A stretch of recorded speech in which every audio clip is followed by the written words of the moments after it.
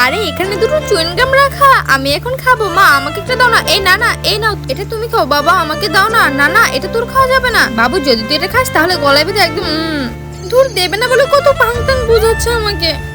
মা আর বাবা কিভাবে আমাকে ফেলে একা একা খাচ্ছে। আরে জায়গাটা কত সুন্দর, এখানে একটু বসে থাকি। এখন ওদের চুইংগাম খাওয়া শেষ হয়নি, আমার সামনে কি করে চেবোচ্ছে, আমার তো শুধু খেতে ইচ্ছে করছে। থু।